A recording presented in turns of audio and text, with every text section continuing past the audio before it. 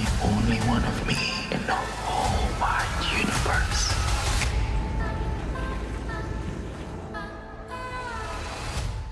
Discover unique stories. Other colourful frescoes are starting to emerge. It's all very beautiful. This is history's secret heroes. They had no idea that she was Britain's top female codebreaker. Це було страшно. Нікому не побажав би. Only on the BBC. Watch on iPlayer. Listen on Sounds.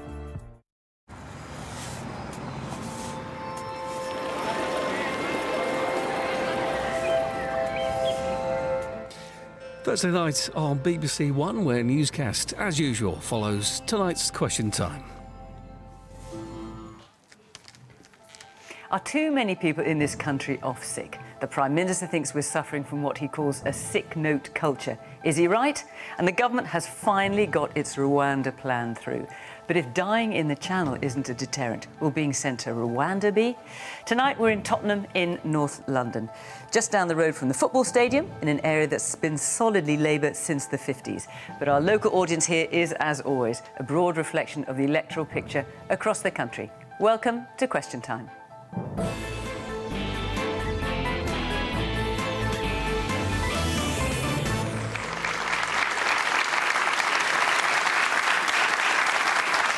On our panel tonight, as always, a wide range of views and interests. Chris Philp is from the government, where he's Minister for Police, Crime and Fire. After a successful business career, he was elected MP for Croydon South in 2015 and, according to his social media biog, still considers himself a serial entrepreneur.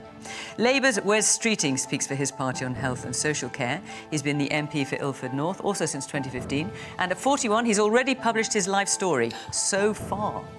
Munira Wilson is a Liberal Democrat spokesperson on education. After training as a tax consultant and then a decade as a lobbyist, she became MP for Twickenham 5 years ago. Lord Victor Adebowale chairs the NHS Confederation, the membership body for all NHS organisations, often seen as the voice of the NHS leadership. He's also chaired commissions on policing, social enterprise and housing in London, and was one of the first so-called People's Peers appointed to the House of Lords over 20 years ago. And Lord Charles Moore is a columnist for both The Spectator and Daily Telegraph. He's previously been editor of both, as well as The Sunday Telegraph. He's also Margaret Thatcher's only authorised biographer.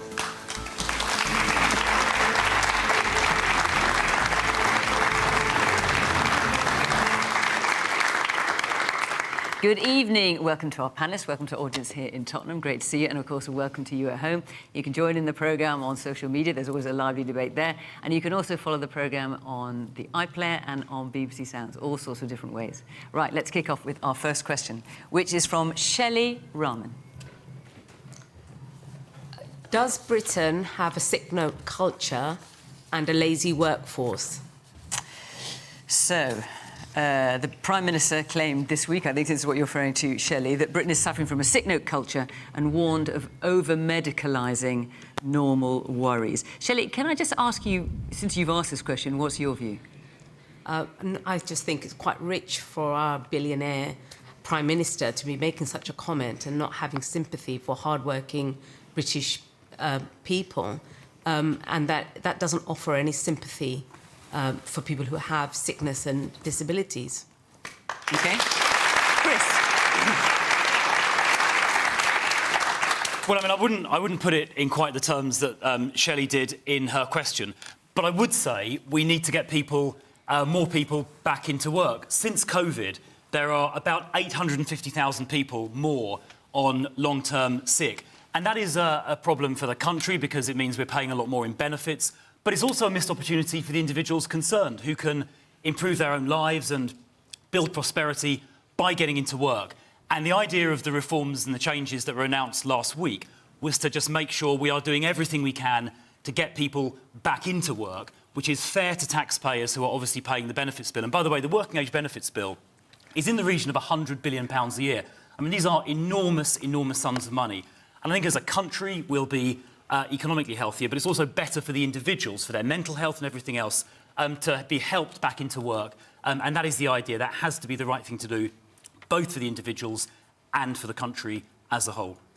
And the government wants GPs to no longer issue sick notes or fit notes, depending on what you want to call them, and wants sort of specialised health and work experts to do it. Who are these people? Well, they'll be, I think, over time recruited. I think the concern is that, GPs... But what will make them experts? How will they be experts? Well, because obviously this is a very particular sort of specialisation.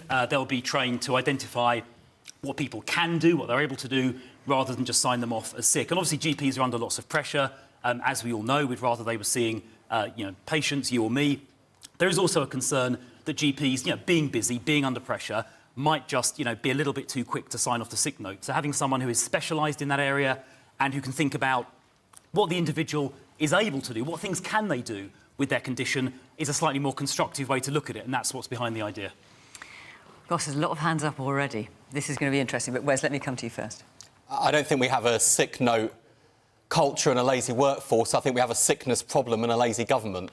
And I think only this Prime Minister... Only this Prime Minister sat in number 10 looking at NHS waiting lists just south of 8 million, looking at mental health waiting lists that see 40,000 children in our country waiting over 2 years for treatment, and think that what we really need to do is sort out the bit of the system that gives them sick notes rather than sort out the bit of the system that keeps people waiting so long for treatment and care. And of course GPs are having a real problem at the moment with their workloads. And yes, I think it is true, and I've said myself in the past, that I think there are GPs who are dishing out sick notes without being able to see their patients in the way they'd want to because they've got an enormous backlog. Of course that's the case, because there are thousands fewer GPs than there were in 2015. But if we want to sort this problem out, and if we want to deal with the fact that the benefits bill is rising and people are off work and it's harming our economy, then let's deliver 2 million more appointments a year to cut NHS waiting lists with £1.1 billion, as Labour's committed to. Let's have mental health support in every school. Let's have mental health hubs in every community. Let's train 8,500 mental health support workers, as Labour has committed to do. Let's double the number of scanners so we could diagnose earlier and treat faster, as Labour has committed to do. If we can get people treated and back on their feet, we can get them back to work. But I'll just conclude by saying this, and it goes to the heart of the question, actually, and about this Prime Minister, and particularly what he says about mental health. He hasn't got the first clue what it is like to lie awake at night worrying about whether you can pay your rent, whether you can pay your mortgage, whether your home is going to be repossessed, whether you're going to be evicted, whether your kids are going to self-harm or attempt suicide. We haven't got the first clue. And I think we need a Prime Minister and a government that is in touch and has a record of delivering on the NHS, and that change can only come for a general election, and that general election cannot come soon enough. So let me just ask you, because there are a number of pledges you've made, which you've made before in terms of doubling the number of district nurses, more health visitors, doubling the number of CT, MRI scanners, all that kind of thing. Labour said they were going to pay for that by abolishing the non-dom tax status. The government's stolen a march on you, has already said it's going to do that. So where is the money going to come from, all the things you've just listed? Well, hang on. So when you say the government's stolen the march, the government went from saying, oh, no, not the poor old non-doms, and by the way, they will leave and you'll never get the money. And no, they took your idea. There's no doubt about that. And they've said, they took your idea, but nonetheless... But anyway, let's move on. That's how you were going to pay for all the things. How are you going to pay for them now? Clamp down on tax avoidance and close the tax gap in our country, where we see far too many people not paying their fair share, who tend to be people who can afford to pay. That's the first thing. The tax gap is the smallest it's ever been, Wes. The smallest it's ever been. Close the gap. As you know. Close the loopholes enjoyed by private equity fund managers, because we think people need mental health treatment more than those people need tax breaks. I think when you look at Labour spending plans... So is that going to raise enough money for all those things? Yes, it will. Those two things you've just cited? Yes, it will, and not least because Rachel Reeves is going to put the resource into HMRC to make sure that we can go after people who are not paying their fair share of tax. And look, people can judge us now. You know, the Tories said before Labour's numbers aren't credible, but then they nicked Labour's tax-raising plan. So I think we can see who is credible, whose arguments are believable, and who can be trusted to make sure the right people are paying their fair share. Man there in the jacket and tie, yeah. Yes. Thank you, Fiona, and happy birthday. I think just to start off with... OK, everybody, I'm 60 today. Let's just get that said. Oh, my goodness. Thank you. To start off with, I think it's very unfair for the government to essentially pin the blame on the British people, as ultimately it's a systemic problem of long-term chronic austerity. And I think think actually the government have also pretended that they are trying to fix a problem by deceivingly raising the national living wage, or otherwise known as the minimum wage. But of course, it is businesses that ultimately pays this price. And I think, just on a wider note, I think Gen Z are actually quite keen to crack on and do well in life. They've seen what's worked and what's not. But it is this government that has presided over the most tax rises in any given parliamentary term, record tax burden, and I think we need to return to a way where it was fashionable to get on and do well, and ultimately cut the tax burden, because I think when you give humans freedom, they can actually achieve incredible things. OK. Woman here in the yellow shirt, right in the middle there. Hi.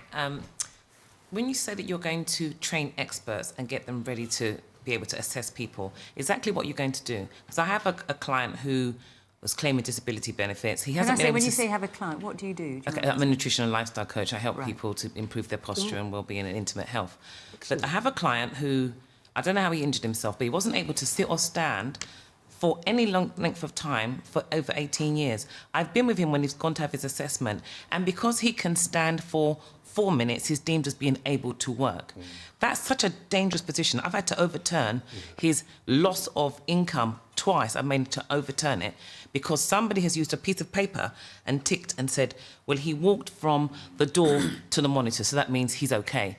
He can stand, he can turn. He had a rucksack on his back, but it only had a bottle of water in it. How are you going to train these experts when, actually, for me to assess one client takes me about 8 hours? How are you going to really be able to assess these clients and actually say they're able to work? Because so many issues around mental, emotional well-being is post and pre-pandemic. It's as a result of the pandemic, on top of the result of let's change the way in which we're going to give people their benefits. Let's make them go to work. I don't think everybody doesn't want to work. People want to work, but you talk about prosperity. We want a job that takes us somewhere, not just something to tick a box and say we've got less people working. Do you want to answer that quickly? Because I need to get around the rest of the look, I think how are these specialists going to know what they're talking about? Well, I think the account you gave there of someone who had a sort of 4-minute check exactly illustrates why more specialism is needed. And the question to get to is, what can that person do constructively and realistically do? And that's where we need to get to. Just in response to the gentleman at the back with the purple tie. Now, hang on a minute, before you move away from that. The point I think you're making, forgive me if I paraphrase you wrong and interrupt me if I do, is that you say it takes 8 hours to assess someone properly. That's just your opinion. Other people might feel differently, of course. And what she's saying is, how on earth are these people going to know better, either than GPs or people who've trained in this kind of in terms of assessing people for many years? So the point is to have people who are properly trained in making these assessments. You're obviously very specialist in your particular area of, I think you said, nutrition and posture. We need to make sure the people doing these assessments, rather than being generalist GPs that have 100 other things to worry about, are specialists in understanding what a particular individual with particular circumstances, maybe mental health, could be physical health, what are they realistically able to do? That is the kind of question we need to get to. But I do want to just pick up this point. The fact the minimum wage has gone up from a derisory £5.93 an hour under the last Labour government up to £11.44 now is very significant. And on the point you made about austerity, I mean, the NHS budget, £165 billion, is higher than it's ever been in history by some margin. 40,000 extra doctors, 70,000 extra nurses since the last Labour government left office. Waiting lists are now falling and have been for 5 months in a row.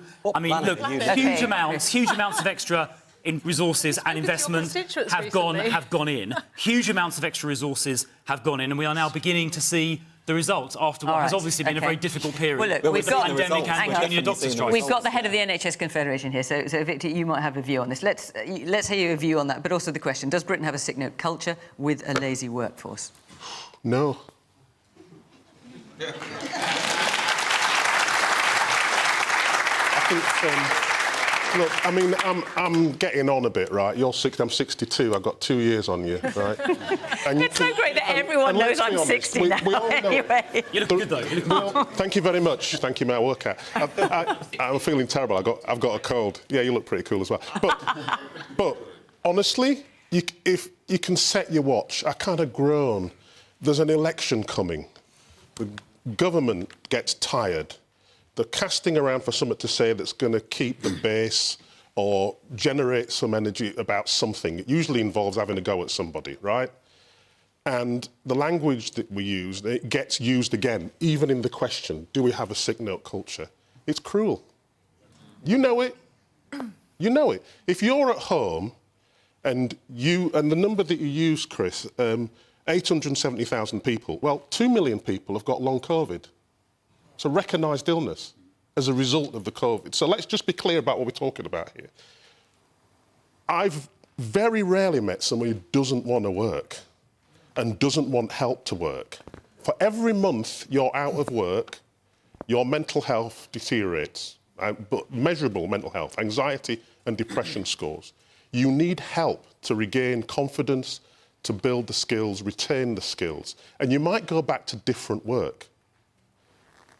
When somebody says sick note culture, when somebody says that you need specialists, what people have got, and your question was very pertinent, what people have got to used to thinking is that it doesn't mean an additional investment in occupational therapists. That's not what you're talking about, and nobody believes that's what you're talking about. What they think you're talking about is somebody who works for the DWP or a private sector company who's measured by the ability to beat you back into a job, which is not the same thing. Looking at the NHS, my members tell me 41% of NHS staff went in to feel unwell at any one point, right?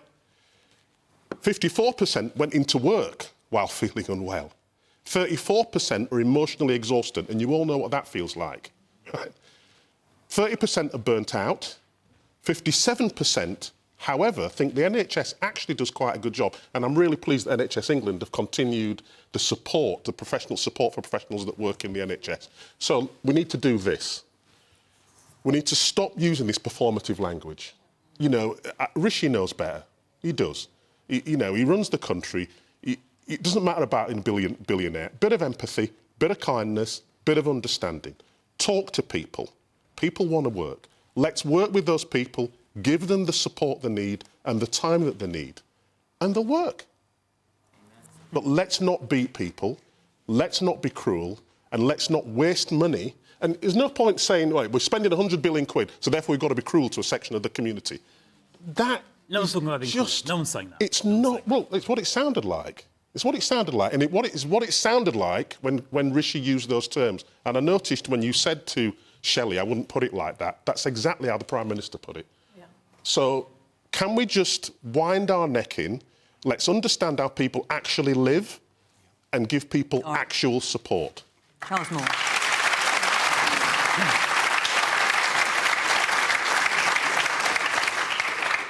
Well, I think Victor puts it eloquently, but I think something is being missed here, which is really this question of mental health.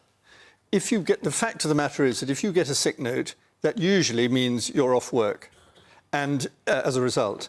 And that is basically very, very bad for mental health.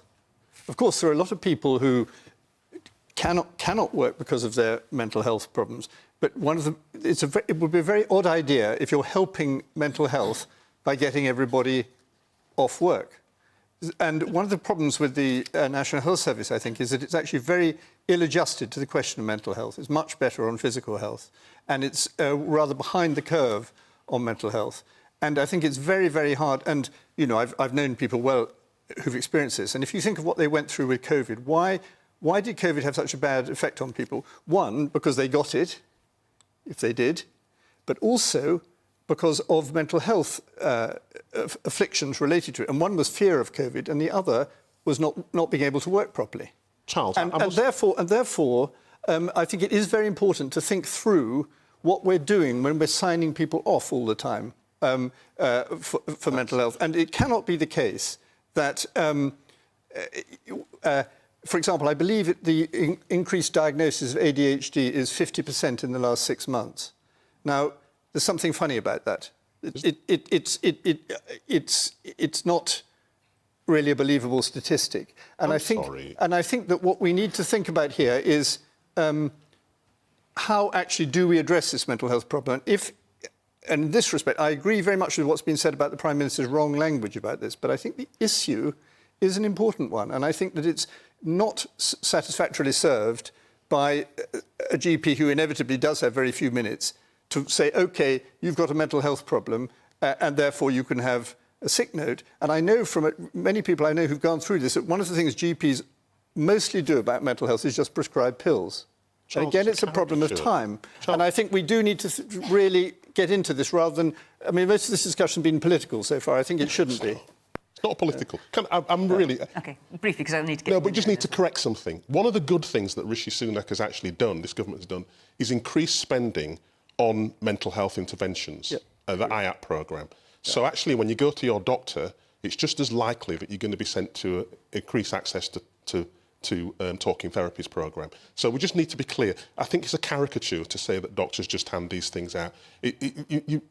I'm sure you heard what I was saying, and what I said was that for every... I did talk about mental health. For every 1 month someone's unemployed, the mental health, there is an increased access to mental health. Doctors do... I think it's a little unfair just to caricature what doctors do. The reality is they do a range of things, and actually they would tell you they need more of them and more time to do. No, I'm not. Please, I'm not criticising doctors for this. I'm talking about the amount of time that is devoted to this, and it's a real difficulty. Let me hear a little bit more from yours, and then I'll come to you. Yes, woman there in the glasses. Yeah, I'm getting a bit anxious here with regards to this question, this debate. I'm actually a mental health nurse that works in this area, and I trained to do mental health work. So you'll get one client of a family that you're working with and you end up with the whole family. Because as part of my job, we have to be holistic. So you'll find out that there's housing issues. You'll find out that there's poverty. You'll find out that there's no childcare, etc. So what's happening in mental health is that we are becoming housing officers. We are becoming social workers. We are doing all the jobs that GPs cannot handle because there's not enough of them and they're not able to cope. So this idea, what Rishi Sunak has, I feel very insulted that he's speaking that way, and it is true. We do have to bring in this billionaire kind of lifestyle that really he isn't really in touch with. And regards to what you're saying, sir, from the Federation, I'm very happy to hear that you're here today, and it's touched that you're here today because I feel supported by that, because myself here, especially in this area of Tottenham and Edmonton, where there's so much needed to be done, how can you expect one person to be trained to do something that you obviously don't understand what mental health is? You obviously don't understand the remit of what is going on in this world and what can cause things and what can cause someone who's working perfectly well to crash. OK. No, we hear what you say. Can I just ask... Listen, I'm going to do this in the interest of balance. Is there anyone who either has some sympathy with or agrees with what the Prime Minister is trying to do in terms of, you've had the Prime Minister, you also had Mel Stride from the government talking about perhaps we're over-medicalising, perhaps normalised conditions. I mean, these are not my words, but this is something that they have claimed. Well, can I just ask, do you agree with the Prime Minister? Nothing the government is doing. One, I'm disabled. I've got 2 broken shoulders. I've been homeless for 8 months. I've had people like him saying that people need to go and see these medical therapists. Do you know Atos Healthcare? You probably heard of it. You discriminated it, and then, because it was useless, and then you put it back in. Why did you do that? So you're criticising that particular company, is that what you're doing? I was criticising the government because they put the company back in. Right. Atos Healthcare. OK, I mean, you know what I'm talking about. I must just point out Atos Healthcare are not here to defend their record, clearly. But the government, and I want to talk about Tottenham, because this is where we're talking about, and Haringey. Haringey is depreciating. I've been waiting 8 months to just get housed. I'm disabled, I've got Crohn's disease, right? I've got 2 metal shoulders, right? And they say I'm non-AP. Do you know what that means? Anyone? No. Oh, cause see, I'm not a priority. A priority. Thank you. You're not a priority, that's what they're I'm not a priority. Okay. All right, well, listen, we hear what you say. Thank you for your contribution. And this is why Haringey Council is despicable. And this is Tottenham talking. Munira. Well, I'm sorry to hear about your situation, and Frank, it sounds like you quite rightly should be a priority. But to answer Shelley's question directly, The answer is no, and frankly, those comments were an insult not just to my constituents, but millions of people up and down the country. I don't know if Chris has knocked on doors recently or spoken to his constituents, given some of the comments that he made. I certainly find when I'm going around, given the cost of living crisis, where people can, they're working not just one job, sometimes 2 or 3 jobs, so that they don't have to choose between heating and eating. Right. And for those who can't work, they desperately want to work, but they're stuck on those NHS waiting lists that Wes has referred to. Now, Liberal Democrats have said we need to fix the front door and the back door to the NHS, and that means, with regards to GPs, having a GP guarantee that you can see a GP within 7 days, and that means hiring another 8,000 GPs. That doesn't happen overnight, but there are lots of different ways we can try and get people back into the workforce and train new GPs. But we've also talked about public health, and actually one of the things that we need to do is help people to stay well better. Now, we've had a lot of discussion about mental health, and I very much agreed with the mental health nurses' comments that actually the issues behind mental health are really complicated, housing and poverty and so on.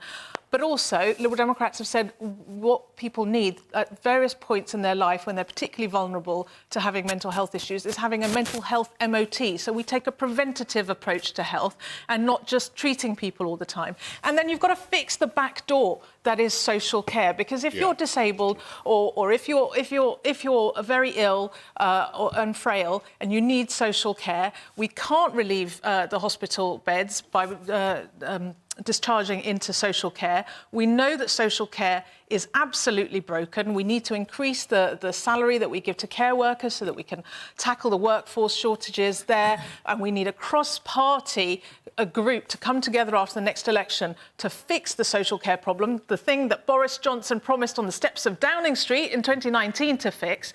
And also, we've got millions of unpaid carers who are having to look after those people who can't look after themselves. And they are desperate to work and they can't work, and their mental health is being affected. And just this week, it was exposed that many of those unpaid carers who'd been wrongly overpaid by the DWP are having thousands of pounds worth of money clawed back when they're already living in a huge amount of poverty. And that caused the government's dementia czar to quit over these actions the government's taking. If they had an ounce of empathy and sympathy for what these people are going through, they would call an amnesty on that and make sure that we are supporting our unpaid carers, because without them, the NHS and our social care system would fall over. Right, OK. I'm going to take another question. There's lots that you all want to discuss tonight, as I saw all the questions that you submitted as you arrived. I just want to let you know, before we do, let you know at home that next week we're in Cambridge and the following week we are in Stoke. So if you'd like to come and be part of the audience for either of those programmes, go to the Question Time website. You can follow the instructions there. And incidentally, the list of all our locations up until July, I think, are being listed on that website. So have a look and see if any of them are near where you live, and we'd love to see you. Right, our next question is from Priya Naga Martin. Hi, if the threat of death is not a deterrent, why will Rwanda be? So, of course, the Safety of Rwanda Bill was passed on Monday night. It took 2 years, but it got through on Monday night. Wes? I don't think it is going to work. I think we've spent £250 million already without a single flight taking off. Even if it achieves Rishi Sunak's bar of success, we're talking about 1% of small boat arrivals going to Rwanda, tune of about £2 million per person. And thinking back to the last question, I think there are quite a few people around here would like £2 million a year to get by and would make quite a life-changing difference. I think that the fact we had to change the law to declare Rwanda a safe country when the courts had looked at the evidence and concluded otherwise makes a mockery of Parliament. I think the fact that we still see people coming over and dying in the Channel, at the same time they're being smuggled by criminal gangs who are making a tidy profit out of human misery and suffering and exploitation, is a disgrace.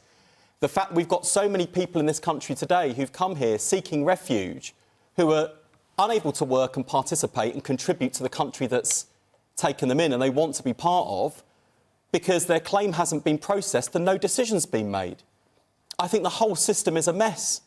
And, when you've got everyone from Labour and the Liberal Democrats through to Nigel Farage saying this scheme is not going to work, it is not going to be a deterrent, and even the Prime Minister himself, when he was Chancellor, opposing the scheme in Cabinet because he didn't think it would work.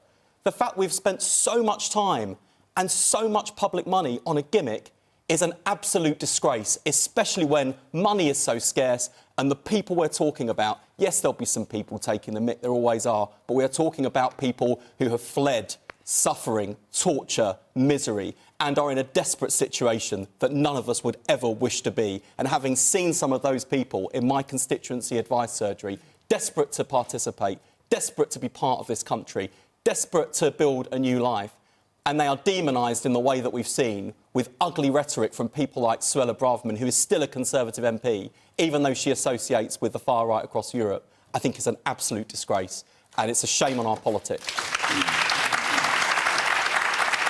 Chris. Look, I think it's essential that we stop these boat crossings. There's a number of reasons. Firstly, they are dangerous. We saw 5 people dying earlier this week, including a young girl. Those aren't the first deaths. Secondly, these crossings are unnecessary because France is a safe country. Nobody needs to flee war in France. The people crossing are those who are able to pay people smugglers. They are almost entirely young men. And there are other people that we would want to welcome, families, children, people with vulnerabilities, people that come from more dangerous places, as we have done, welcoming people directly from Syria, Afghanistan and Ukraine, for example. So we do have to stop these boats, which are dangerous and unnecessary. Now, the question was, will the programme, the Rwanda plan, actually work? And there are 2 examples, 2 case studies that I can give in support of the hypothesis that it will act as a deterrent. The first of those is in Australia, about 10 years ago. They had a very similar problem, people crossing from, I think it was Indonesia. They implemented a programme called Operation Sovereign Borders, very similar in principle to the Rwanda scheme, and very quickly their illegal maritime arrivals that were about the same level as ours went down to 0. Now, they didn't have to ship 50,000 people somewhere for the deterrent effect to work. It was a relatively small number before the deterrent effect kicked in. Now, let me give you a second example. In 2022, the most numerous nationality crossing the Channel was for people from Albania, which obviously is, generally speaking, not a dangerous country. We reached a returns agreement with the Albanian government where people who came across got returned to their home country, Albania. And very quickly, the number of Albanian people crossing the Channel went down by 95%. So those 2 examples, Australia and the recent Albanian example here, shows how the deterrent effect works. And if we can stop this illegal trade run by people smugglers who are exploiting the vulnerable, then we'll have capacity, more capacity, to help people in most need. Now, we've done that already by taking people directly from Afghanistan, directly from Syria and directly from Ukraine and Hong Kong, let's not forget, people in genuine need. What we can't do is have people entering the country dangerously, illegally, from a safe place, namely France. Nobody needs to flee war in France. There is no war going on in France. We're an island, yeah? Let me ask you, because I'm sure nobody here and nobody at home wants to see people die in the Channel. I mean, that is a given. I just wonder how much public support do you think there is for the Rwanda policy? Well, this is, I think, about... I haven't seen polling on it. I think it is, in some places, pretty popular. But this isn't about trying to get popularity. This isn't about... This is not... Hang on, this policy is about trying to do the right thing to make sure that people are not undertaking these dangerous... We've seen they're dangerous. People have died this week. We have to stop these crossings completely, and we have to concentrate our resources on helping those people in most need, which is not, generally speaking, young men, young single men, paying people smugglers. OK. The woman there in the cap, You mentioned the Australia scheme and the scheme to send people back to Albania. The places that they were sending those migrants are not unsafe countries, or in the same way that Rwanda is. So morally, how can you justify sending migrants who have come to Britain looking for a safe place to live? How can you justify sending them to a country that is not confirmed to be safe? Are you saying that Albania is not safe? No. No, I'm saying that Chris said that Albania is a safe country and it's not a dangerous country. So sending migrants back there...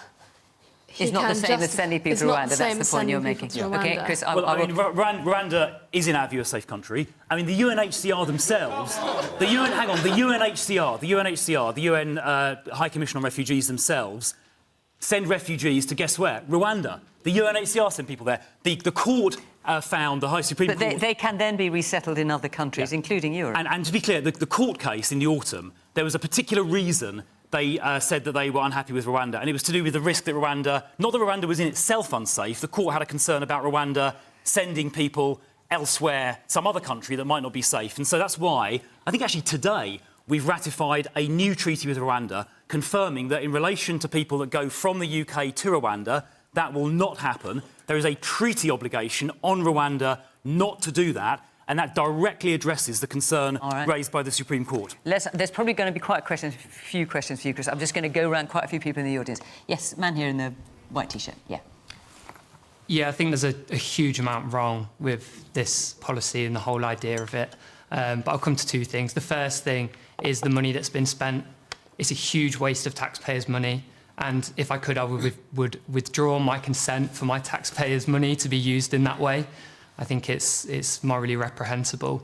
And then that brings me on to the next point, which is the language and the rhetoric around this. I think we need to bring humanity back into this discussion.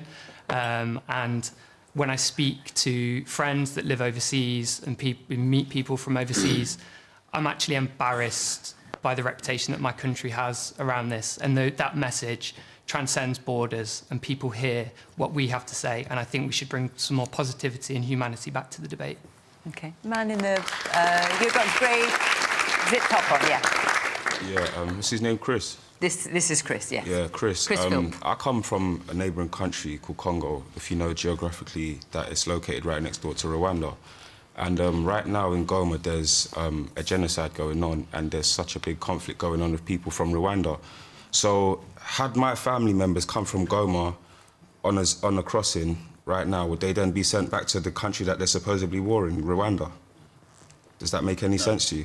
No, I think there's an exclusion on people from Rwanda being sent to Rwanda. They're not from Rwanda, they're from Congo. They're from Congo. They're supposedly, from Congo. They're supposedly warring these people from Rwanda. Are they then going to be sent to Rwanda if they came here on a crossing? From Congo? Yeah. Would people be sent from... Well, I mean, Rwanda is a different country of Congo, isn't it? It's a different country. Yes. It is. Yes. Definitely. He's saying if they come from a war zone in Congo, would they then be sent to Rwanda? That's the point he's making. So there is a clause in the legislation that says if somebody would suffer, I think the phrase is serious and irreversible harm by being sent somewhere, they wouldn't be sent. So there is that safety mechanism built into the legislation. Charles. Just the questioner there raised the point about the safety of Rwanda. I have been to Rwanda. I was involved in a charity there which did a lot of good work. And I must say that though it certainly doesn't have a sort of unblemished reputation, it is actually quite an orderly and well-run country, which I think shouldn't be despised. I think people looking down, they think, oh, it's a sort of primitive African country. I don't think that's true. And I think that's an important point to make. Another point I think should be made is that one must also speak up for the rights of people who live in this country. I feel great sympathy for the people who wish to cross, but it's not right. It's not right for them, and it's not right for us, for illegal immigrants to come in large numbers. It's wrong. And we also have a very big problem with legal migration as well. We had, I think, net 640,000 people come in last year. That's massive, and it's very hard to deal with. It puts enormous strain on social services, and it is the right of the elected parliament to make a decision about this. And sitting in the House of Lords as all this went through and we were all debating it, I moved more to the supporting the bill than I had to start with, because I thought it was not right for us in the Lords to go against the elected MPs in the Commons, and I thought it was not right for judges to be the ultimate arbiters of this. This is a matter for a democratic parliament. And if a democratic parliament wants to do this in defence of the rights of citizens, it must be able to do that. And that's why, in the end, the Lords finally did give in, and I think we were right to do so. Please, let's have some proportion about this. This is not... there is a very, very strong need to stop illegal migration. And if we get it right, which we may well not, I admit, then if people don't go on these boats, that'd be fantastic. It'd be fantastic for them, their safety, and it'd be better for Britain. OK. Munira, to Charles's point, that we need to do something to stop illegal migration. Absolutely. I think we're all agreed. Nobody wants to see these dangerous channel crossings take place. And let's not forget this week, a 7-year-old girl died in the Channel. Now, I'm a mother to 2 children under the age of 10, and I can't even begin to imagine having to make that decision, what kind of threat or conditions that you're having to live in, that you would take that risk with your child's life. And that tells you that the Rwanda policy is not going to be a deterrent, because if, as a parent, you're prepared to put your child's life in danger by crossing in a dinghy the Channel, then clearly it's not going to be a deterrent. And if the government think it's a safe country, then it won't be a deterrent. And if they think it's an unsafe country, then it's an outrageous thing to do to insist that that those coming across on these boats should be sent there. This has been a colossal failure. £241 million of taxpayers' money has been wasted on what is essentially policy by press release, because we're heading into an election and Rishi Sunak thinks this might help him win a few votes when he's plummeting in the polls. That £241 million, we've just been talking about accessing GPs and getting healthcare. £241 million would have paid for 5.7 million GP appointments. Or it could have paid for 6,000 Home Office caseworkers to clear the 128,000 asylum backlog. And actually, if we had a system that worked efficiently, processed people quickly, and sent those back who weren't entitled to be here, that would be a far bigger deterrent. And 3/4 of those who have come over in boats are actually coming from places like Afghanistan, because we haven't kept our commitments there to allow in people who have helped the UK and the US. And I had a case in my surgery just a couple of weeks ago about somebody who worked with the US and UK forces and as an interpreter and had his application rejected. I'm working with my constituent to help him, help his friend who is been tortured by the Taliban, is now in hiding and separated from his family. So we need more safe and legal routes and to keep our promises to the Afghan people.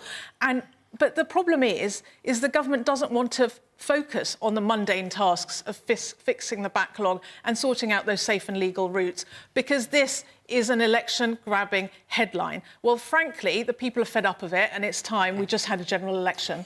Victor. Well, you know, I'm always intrigued by... I was listening to Charles and others. I'm always intrigued by when people who are members of the House of Lords or members of the government say, I've been to Rwanda and it's perfectly safe. I mean, when you get off the...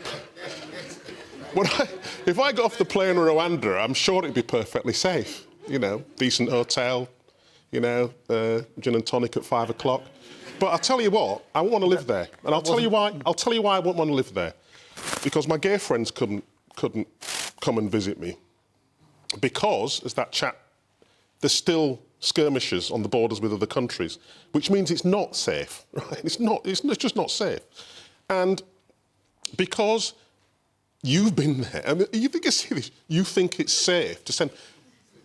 I just think that's nonsense. I'll just be very honest with you. I think the examples that you gave, you know, there is something...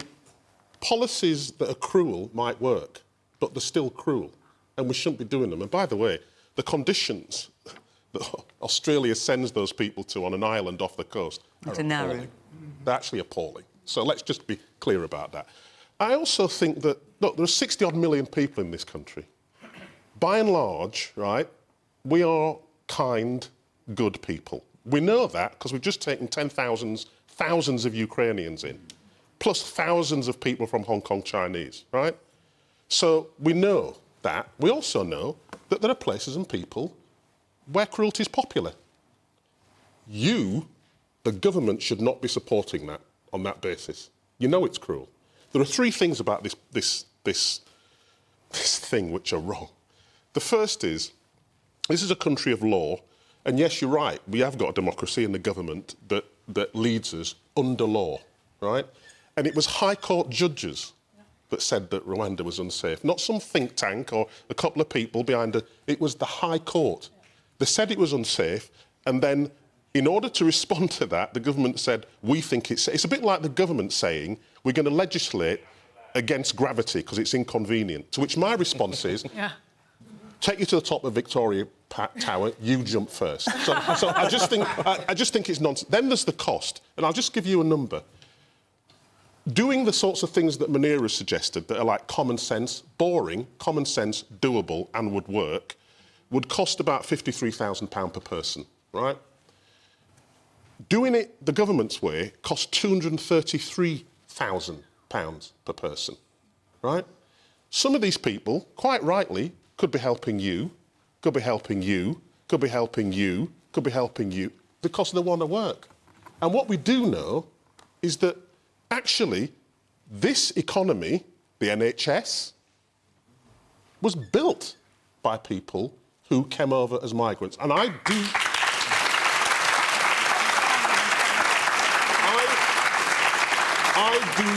I do feel offended on behalf of my parents who have never taken a penny. God rest his soul, my dad and my mum are still alive. Never taken a penny from this country. My mum worked 40-odd years in the NHS. And I know, and she knows, what people mean when they start talking about too many immigrants. Yeah. All right, Charles, do you want to come in and answer before I... You know. And I just think that this policy is cruel. Full stop, it's just cruel. Okay. It's unworkable, it's unsafe, and it will not deter people, because they know there's very little chance of them getting on a plane. Charles.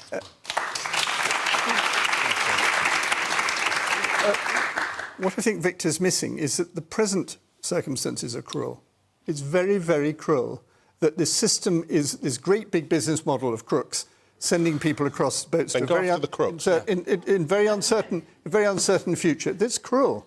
And it's pretty difficult when they get here, because if you ever have very large numbers of people arriving, it's very hard to look after them properly. Really? Even in a rich country. That is a serious Hang on, Charles, sorry. And look, you know something that really gets me? The fact of the matter is, there's a way of talking about this. Human beings live together for thousands of years. It's always been difficult, right? Always been difficult.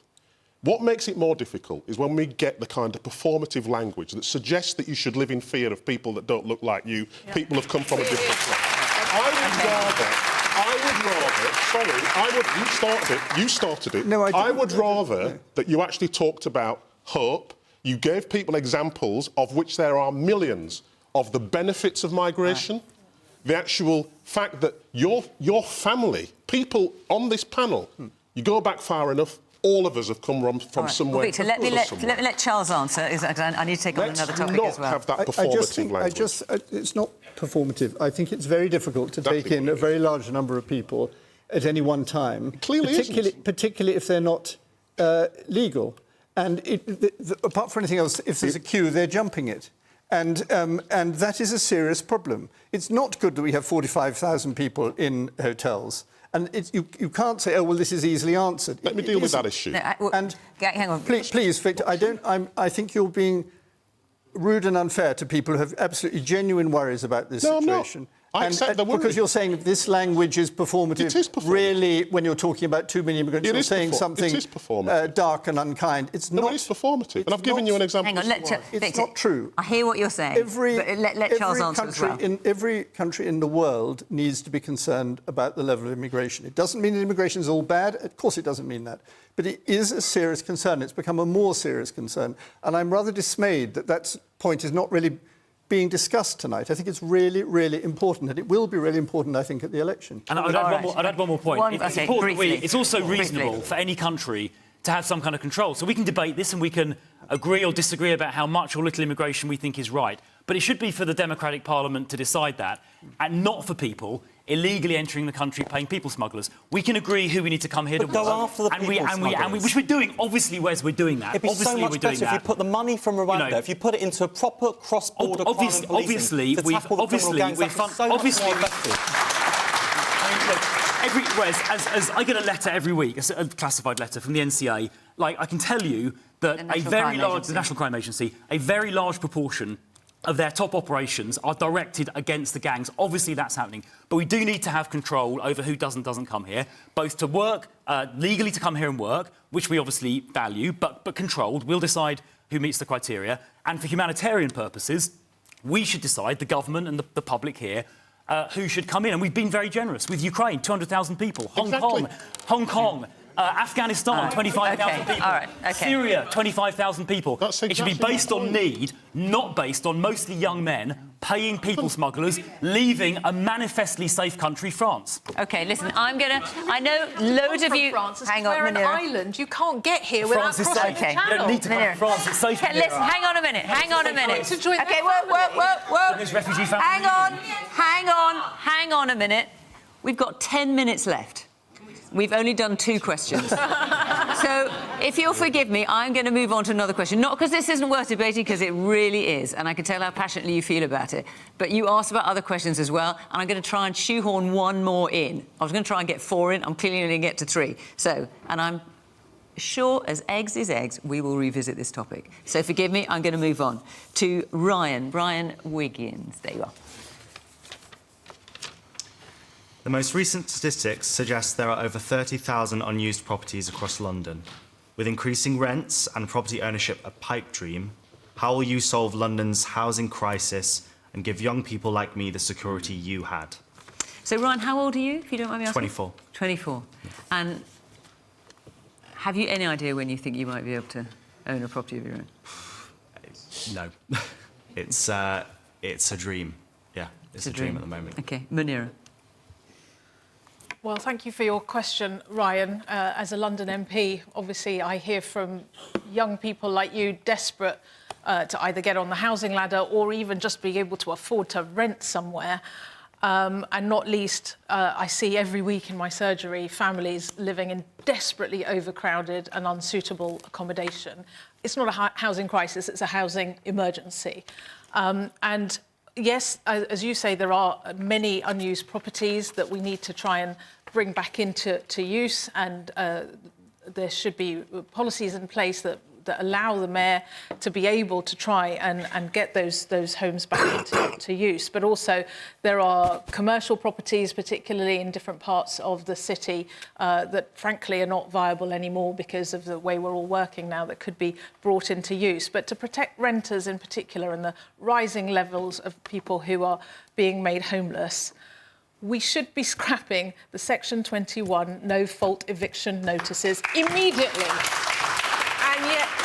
And yes, we discussed it in Parliament just yesterday, but the delay after delay, this government made that commitment back in 2019 in its manifesto. 5 years later, dragged kicking and screaming, they've brought it to the House of Commons and now they've watered it down. It's outrageous. Last year I was contacted by a father who had 2 very ill children, and he was being threatened with eviction because he dared to fix a leak that was causing mould that was making his children's illness worse. And just on the point about trying to boost housing supply so that young people like you can get on the housing ladder, we need to reform our planning system so that when developers get planning permission, they use that planning permission or they lose it and then somebody else can build houses there. We need to use our brownfield sites better, as well as things like the Transport for London and Network Rail have got a lot of disused land that we should be building houses on. We should be prioritising social housing because that will get everything moving, the private rental sector and also homes to buy. And I've been leading a campaign to make sure that when the public sector sells off assets, that they are prioritised for homes that are affordable for young people like you. All right, we've got about 8 minutes left, so I'm going to ask you all to be pretty brief. Wes? When I was growing up in a council flat in East London in the 1980s, I used to think I was really unlucky. And mates in my primary school from wealthier families had nicer homes and I could really see the difference. And now when I look at my housing casework, I realise just how lucky I was, because kids like me, growing up in poverty in our city today, they don't have a council flat. They're being pushed from pillar to post in temporary accommodation, bed and breakfast, bedsit. It is horrific. And I'm proud of the fact that London's Mayor, Sadiq Khan, is building more council homes now than at any point since the 1970s. We've got to go further and faster. We are not going to tackle the housing crisis unless we build more homes, because that is where the crux of the housing crisis is. And a range of homes. Homes that people can buy, homes that people can rent, and genuinely affordable council homes too. And that's our ambition. And I think there's lots of things we need to do to unlock some of the land, particularly, I mean, I've got lots of green belt in my constituency, I'm proud of it, but let's be honest, there are patches of what we call grey belt in the green belt, bits of disused land where, you know, some new homes or it would make a real difference. That's the level of ambition we need to get 1.5 million more homes built over the course of the next Parliament so kids have a decent home to call their own. Well, to help Ryan and hundreds of thousands of people like Ryan into a home, I mean, I do agree with Wes, the point is we need to build more. Now, Sadiq Khan's record in London on this is terrible. He has missed his own housing targets by an average of 15,000 a year. It's one of Sadiq Khan's many failures, the others including knife crime and goodness knows what else. I mean, the government's missed its own housing targets nationally. Well, I mean,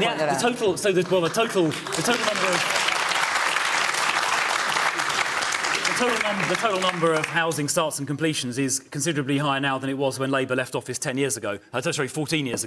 But Khan has missed his targets. We need to build more on brownfield, certainly. Creative use of public land. For example, I represent Croydon in Parliament. East Croydon Station at some point is going to be remodelled. We should be building 25 storeys on top of East Croydon Station to create apartments. I've supported essentially brownfield development in my constituency. There was a Victorian hospital on top of a hill, disused. It's just on the edge of London, just as kind of Croydon turns into the countryside. And we've built, I supported it, 600 homes, a place called Cane Hill, 600 homes on that kind of brownfield site. By bringing forward supply creatively in the way I was describing, we can get to this. Just two other points. I'd like to see, we've already cut stamp duty for younger people, and I'd like to see us go further on stamp duty. The final point is that when we give planning permission, you get this concept of different sort of forms of affordable home, like social housing and whatnot. I'd like to see more of those designated as they're called either first homes or starter homes, which means they're reserved for first-time buyers at a discount, for example, 20 or 30% discount to market value. Okay. So a combination of those things, I think, could, Ryan, help you and obviously many other people like you onto the housing ladder, because I really want to see that happen. Because we are so nearly out of time, Charles, forgive me. Yeah, it got bankrupt by Labour, you're right. Labour bankrupted. No, hang on, wait, because we've got two people on the panel who need to have their views heard. If the government gets rid of no-fault evictions, lots and lots of landlords will withdraw from the market and rents will go up. That's the reality of the situation. So, because, of course, why would you want to rent out if you can't get your property back? The Tory government is being very bad in another way on this, which is that because it's frightened in its rural constituencies, it's not allowing free enough development. And you desperately need massive development to all over the country, and not just in grey belt, Wes, I would say, but in greenfield sites as well, to allow... The only way house prices can drop is if there are more houses. And at present is very, very strictly controlled. So the other day, there was a great row because the Duchy of Cornwall proposed a whole new town in Kent. I thought it was a beautiful idea, a much better idea, because if you plan a town, you can have proper facilities, all the rest of it. And this is the future, and we need much more of it. And nobody seems to understand this. Victor. We need to do the following things. Scrap the no-fault eviction, because it's a net cause of eviction. That's the problem. It's a net cause, and worry, which ends up on the door of my members. We need to do better deals with public land. So at the moment, it's possible there are deals happening with public land, hospital land, that's creating key worker accommodation for nurses and doctors. We need to do more of that at scale. I do wonder, and nobody talks about this, but in some countries they have rent controls and they don't have a shortage of social housing. So I do wonder that. I know the free market and all that, but actually there's no such thing as a free market. Somebody always pays. I also wonder whether we should do something. My wife's a health visitor, and she gets a lot of people, health coach rather, and she gets a lot of people who come to her with really serious illnesses caused by poor housing conditions. And I do wonder whether the NHS should treat those conditions, but then send the bill to the landlord. Because I think it would bring... And the final thing we need to do... And the final thing we need to do is actually stop calling affordable housing when it isn't. OK. All right. Victor, thank you. And listen, I'm sorry because there's lots of hands up and I haven't been able to bring on you, so forgive me. We spent a long time talking about Rwanda and I did want to try and get this in, but we had precious little time to do it. Our hour is up. Thank you to the panel. Thank you to all of you coming along here in Tottenham. And also thank you to David Howard, who supplied these pictures that you can see of where we are this evening. That's it from us here for Question Time. We will be in Cambridge next week. See you then. Bye-bye.